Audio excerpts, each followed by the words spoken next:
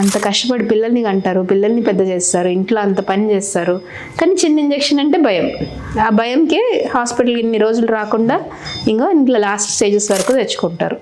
బాధ అనిపిస్తుంది నాకే, ఇంత లాస్ట్ స్టేజ్ వచ్చిన తర్వాత ఏం చేయగలుగుతాం మేమైనా?